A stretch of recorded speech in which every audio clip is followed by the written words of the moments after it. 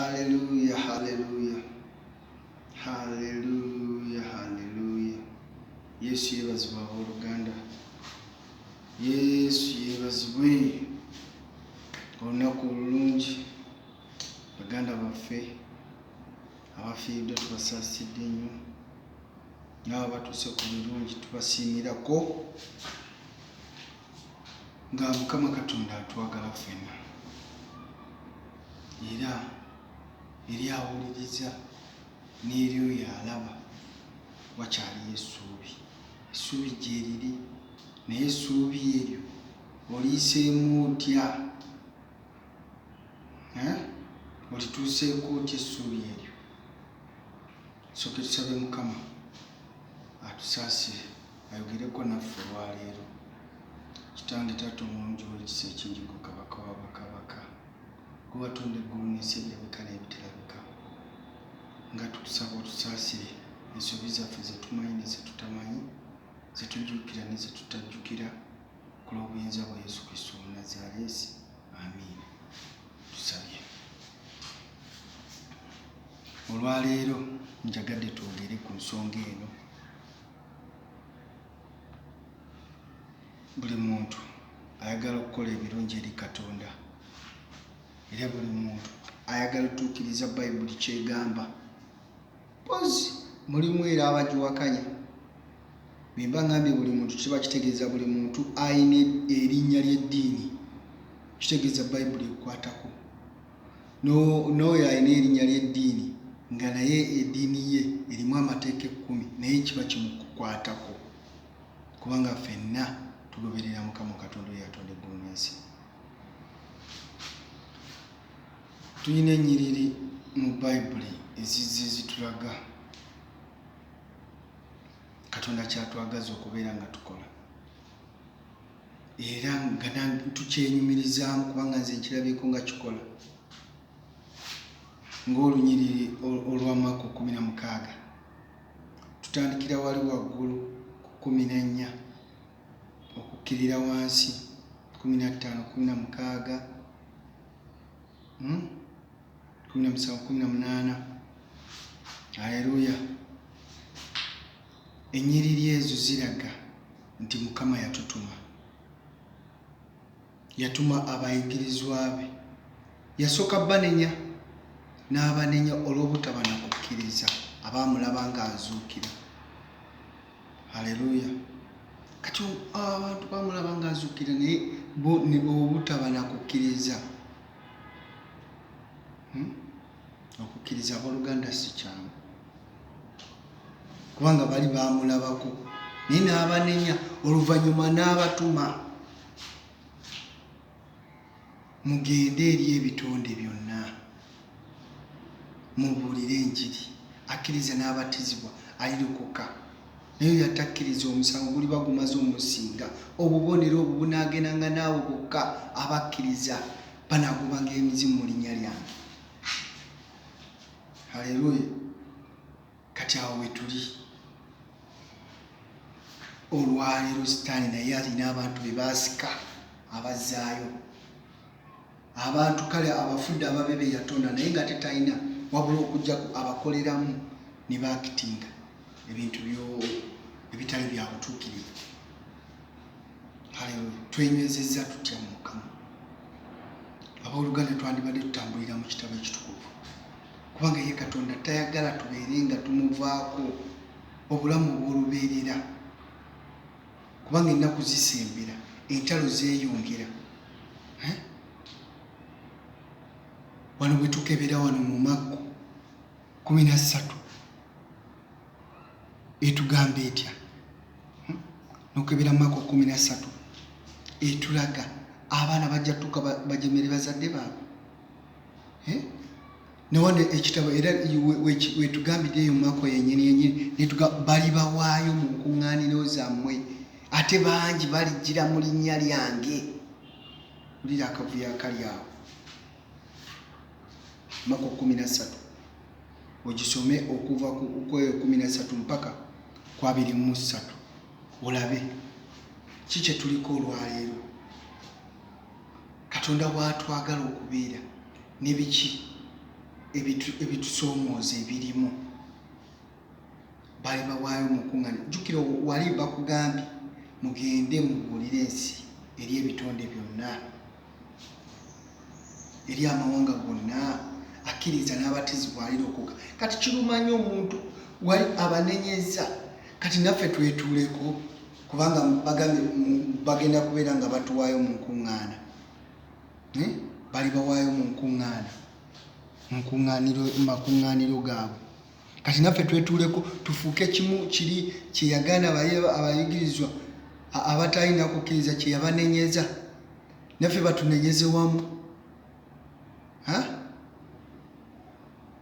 Ate obutamanya mpulira tebukugisaako musango, naye gwakitegedde Katonda kyayagala, golooza kiriba kitya? Kubanga wano ku nsi tulinako ennaku mbale bubazi. Mbuulira jjajjaawe yafa yali alina emyaka emeka, nakati oyina emeka? Jjajjaawe owookusatu bbanga kiri yakamala mu ttaka, naawe bbanga kiri ogenda kumala ku nsi kuno. Balyoke bayigganya abo abantu abatambulira mu kigambo kya Mukama, bo bagenda kumalako ennaku mmeka? Bakuba abantu, simanyi basiba, bagambye wano bagenda kusiba abantu, bajja bakubanga ebyo byerinde. Buli muweereza wa Mukama byerinde. Waliwo okusoomoozebwa, waliwo olutalo from nowhere, ne muganda waakuwaayo, oli mufere, ne kitaawo naye akwegaana, ebiseera nga bisembera. Wano abayigirizwa baamubuuza tubuulire ebyo ebiribaawo ng'ebiro bisembera. Peetero yakimubuuza, Yobu ne Yokaana ne Andereya baamubuuza mu kyama, tubuulire ebyo ebiribaawo. Biribaawo ddi? N'akabonero ki ak'ebyo nga bigenda okutuukirizibwa byonna? Yesu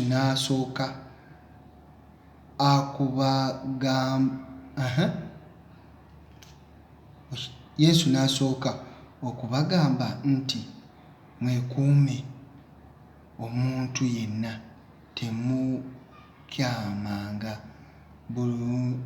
Bangi abalijja mu linnya lyange nga boogera nti nze nzuuyo, era balikyamya bangi. Wangi kirudde ekintu ekyo mbu yeye. Sirowooza abantu abayita Yesu, nawe oli n'agamba yeeyise Yesu, nawe n'ogamba nti Yesu atukozesa. Ffe tuli bayigirizwa, kaŋŋambe abagoberezi ba Mukama, naye oli bw'agamba nti no ye Yesu, njagala mwawule ekintu ekyo. Abantu abalijja nti yenze, naye mupuleesinze awali Yesu kye yagamba, ate ne muteekawo kirala. Tibebano yemwe otuuka ku street n'oba obuulira enjiri n'obuulira abantu ba Mukama ekigambo badde gyali, ne batandika yemwe be batugamba mulijjanga nga ye mulijjira mu linnya lye. Bannaye omuntu abuulira enjiri tanabagambako nti ye Yesu, gwe n'ova eri n'omusalako ekigambo. Ebyawandiikibwa bituukirizibwa. Ensonga lwaki kati tulaba n'amawanga nga galwana n'agannaago, era wano wennyini yakyogerako. Kiraba yakyogerako wano, entalo nga nnyingi.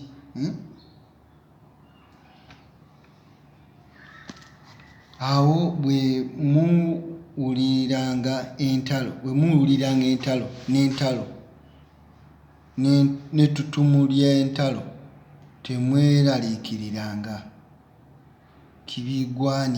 Kibigwanira okubaawo, naye enkomerero ng'ekyali, kubanga eggwanga liri lumba eggwanga linnaalyo.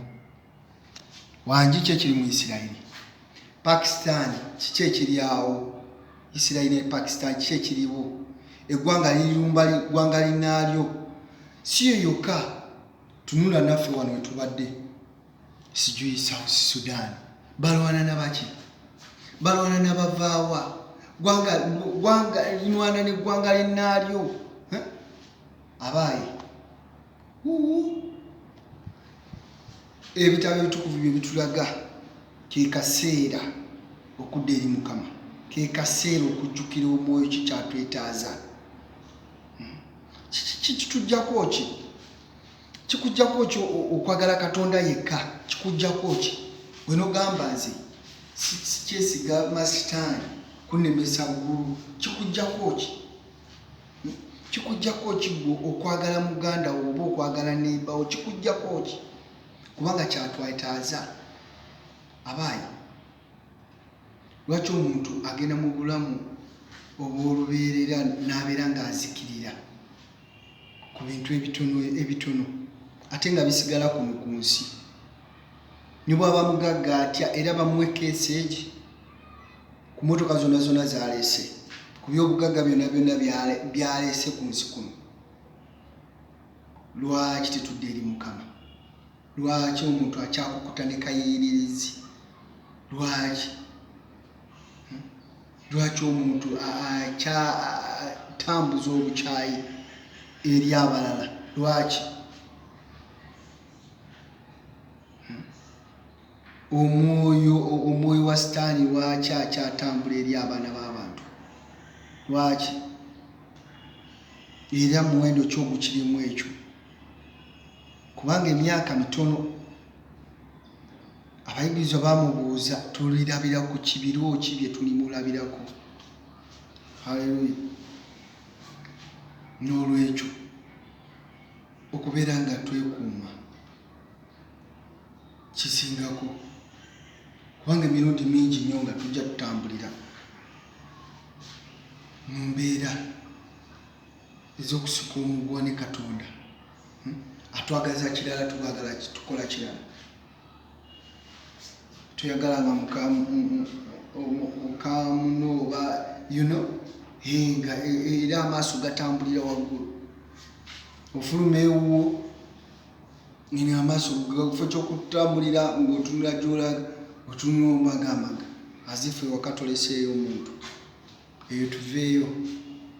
Olwaleero mubeere nga mwegendereza ebigenda okujja, kubanga bo tebannassa mukono. Nakati olwaleero tulina abaana ku street gye bali. Kiki ekyo? Ki ekibajja mu maka gaabwe ne kibatwala ewalala? Olwaleero tukyalina abantu abaawukana ne famire zaabwe. Kiki ekibaleetera ekyo? Olwaleero wakyaliyo abaana abatemula bakitaabwe.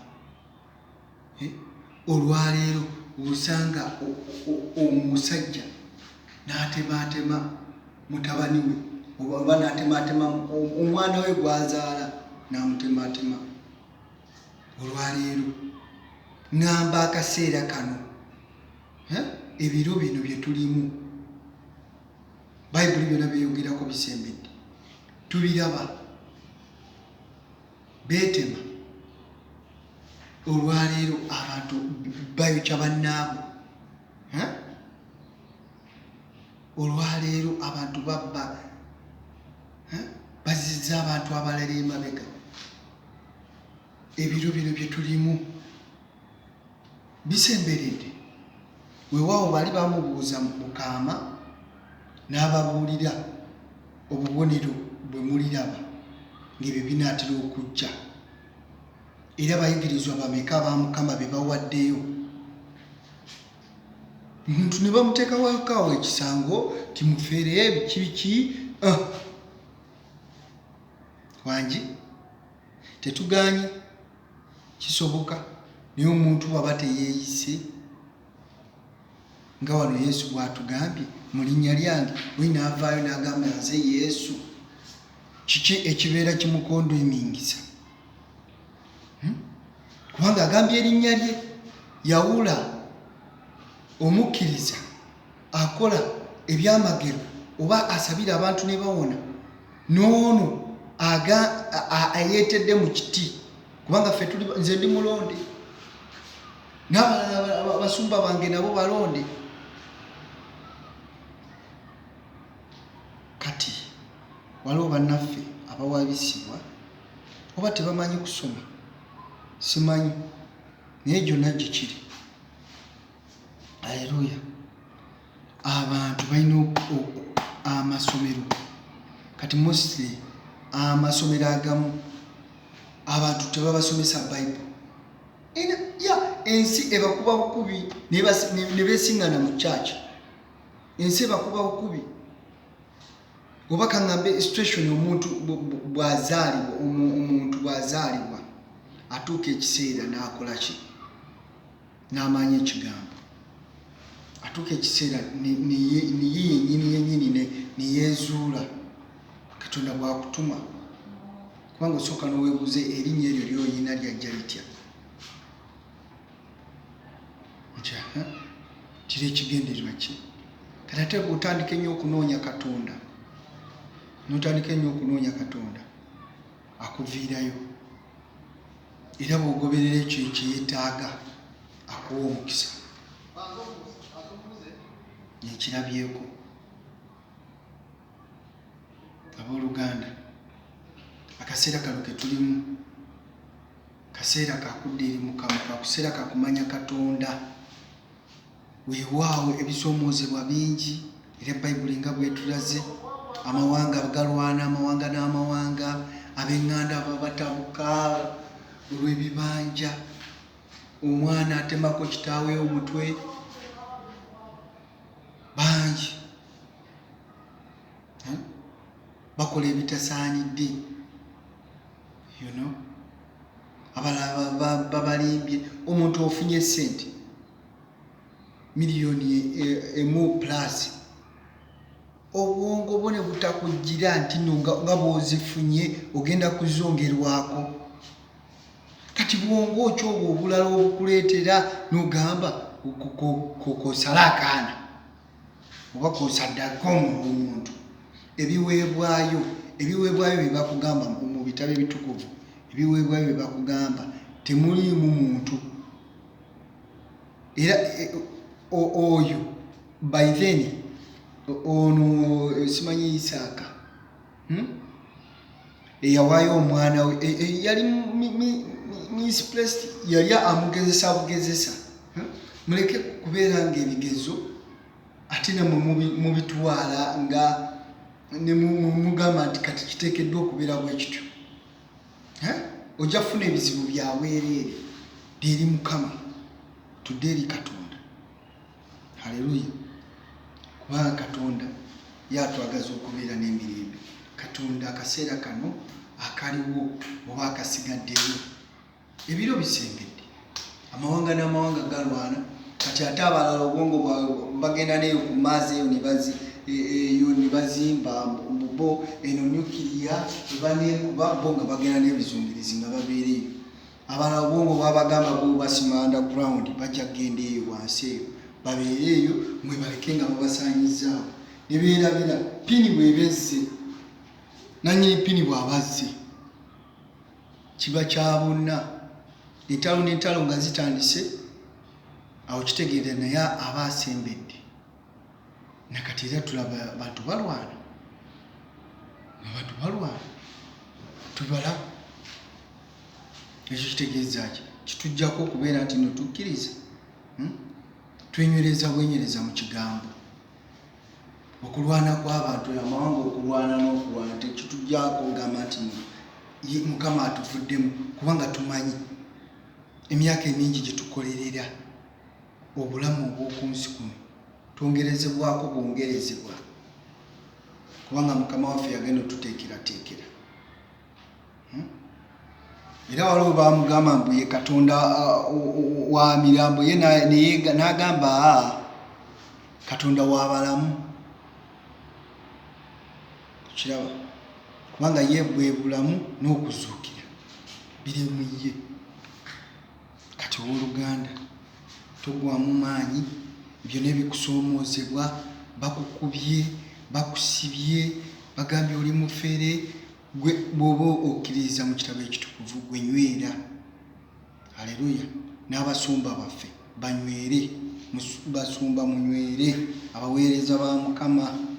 Bw'oba oli nabbi naawe nywera, kubanga kino kituliko kyo kinyeenya buli kiri ku lwazi. Ate ng'okulabulwa twakufuna. Yagamba nti n'omu n'aziva akamwa kammwe ali asamya amayinja galyogera, oba ennyanja erimukubira mu ngalo. Kale lwaki olwo nalona nga batubuulidde ate era tunenyezebwe nga bano 11 bwe yabagamba mu Marko chapter 16 verse 14. N'abanenya. Kati bwe baba banenya bali naye ate ffe abooluganda tunywere, tuve mu kwemulugunya, tuve mu kugamba nti ate waliyo okutusiba, waliwo ebyo bituleetera okutya, bituleetera Mukama atulaze nti byonna bijja kubaawo. Mukama okutuyitanga mu nkuŋŋaaniro zaabwe batusalire emisango. Bayibuli etulaze nti byonna bijja kubaawo. Nsuubira gwe Eriyaawo w'okolera oba waliwo we baali bakwise nti kino mulokole yakikoze naye tokimanyi nako nakyo tokimanyi. Ne bagamba oyo ateekeddwa kuba nga ye mulokole. Beefuula abalokole naye ng'ate si balokole. Ne Bayibuli yabatugamba. Ne beerabira nti Bayibuli yabagamba abeeyita Yesu so si abakoze eki abalokose. Haleluya. Era awo atugambidde bwe tunaabiguma Mukama n'atugamba Marko 13:13 munaakyayibwanga bonna olw'erinnya lyange. Wangi tunaakyayibwanga bonna bajja tukyawa olw'erinnya lye, naye agumiikiriza okutuusa enkomerero oyo ye alirokoka. Wangi okulokoka omuntu nti n'oli mulokole guma, bajja kusiba, bajja kuvuma, bajja kukutwala mu makuŋŋaaniro gaabwe bakuwozese, naye gumira mu byawandiikibwa bino. Toterebuka, wetambula ne Mukama, beera mu butuukirivu, tambulira mu butuukirivu ng'era Mukama bw'atulagira mu Isaaya 5:14. Gwe guma, byonna bijja kutuukako. Bajja kuwandulira amalusu, buli anaakulabako ajja kubeera akukyawa, ojja kubeera ebivume nga buli muntu akulaba nga kikolimu, kubanga bw'onootandika okusaba ebijjadu bye bijja kufuluka. Bw'onootandika okusaba babeera badde atwala ku nsozi, omuwendo gugenda kendeera. Kati awo obeere nga express ne villa. Haleluya. Naye wakati wa express ne villa kwenywerera ku ttiimu yo, nywerera ku Mukama we yakuteekawo mu nsi muno, towubisibwa. Kati omuntu oyinza otya okubeera ng'okkiririza mu kintu ky'okwata obukwasibwa oti mu ngalo n'ogamba lino eddogo lino lyerigenda okumpa obulamu lino eddogo lino lyerigenda okumpisaamu n'oliteekawo. Naye ate olwo Katonda eyakuteekawo mu nsi muno n'akuwa obuyinza okufuganga byonna eby'oku nsi ng'ebitabo ebitukuvu bwe bitugamba. Kati gwe obuyinza Katonda yakutonda mu kifaananyi kye. Sigambye nti oli Katonda, wabula yakutonda mu kifaananyi kye. Naye yajjira mu kifaananyi kyaffe tusobole okumutegeera, kubanga bangi baali bawapisiddwa nga tebakyawulira ddoboozi ng'eryo yayogera ne Musa ng'amukwasa amateeka 10. abooluganda, Mukama atwagala tunywere. Wali essuubi Mukama waffe oyo yatutonda era yatutuma mu kyawandiikibwa ekyo waali okutulwanirira. Ndabyeko obujulizi bangi babadde baweddemu essuubi, naye tunywere. Gwe buli wobeera ng'olaba okusoomoozebwa okungi okw'amaanyi n'olaba nti oweddemu amaanyi, nywera, kubanga yakutonda mulamu ate era ye alpha ate era omega ku lw'obuyinza bwe Yesu Kristo Omunnazaaleesi. Mira Mukama abampeera omukisa mwenna. Njagala tusabeko. Taata omulungi ow'ekisa ekingi, gwe kabaka w'abakabaka, gwe yatonda eggulu n'ensi ebirabika n'ebitalabika, osaanidde ayi Mukama Katonda wange. Ogulumizibwe gwe Katonda yatonda eggulu n'ensi, ogulumizibwe gwe yatonda ennyanja n'olukalu, ogulumizibwe gwe Katonda afuga amazzi, ayisa amazzi mu ttaka ne gatalumira. Oli wa buyinza Mukama Kitange aleeta ekitangaala mu nzikiza. Weebale Yesu. Thank you Lord. Thank you God Jesus Christ. You are the one who created us on this earth. You are the one who gives us everything which we need. Father, protection, healing, salvation, in your Jesus' name. Father, may you help those who are sick, Father, to be healed. May you help those who are in need, Father, Lord. May you help every person, Father, Lord, who need to be healed, Father, Lord. Those who are headache pain, those who are chest pain, to be healed. Those who are abdomen pain, Father, Lord, help those who have their back which are paining them. Heal them in your Jesus' name. Heal those legs who are paining, Father, Lord. May you heal their legs, Father, Lord. May you give them blessings, Father, Lord. May you heal those foot who have broken in Jesus' name. Lord, we love you, Father. We need you, Father. As you did it to Lazarus, Father, Lord. We raised him, Father, Lord. Raise their business, Father, Lord. Raise their life, Father, Lord. Raise, Father, Lord, as you did it in the beginning and now and forever. In Jesus' name, amen. Thank you, Lord. Thank you, Father. Thank you, Holy Spirit. We give you glory and honor. In Jesus' name, amen. The grace of our Jesus Christ and the love of God and the fellowship of the Holy Spirit be with us all and now and forever. Amen. Thank you, Lord. God bless you.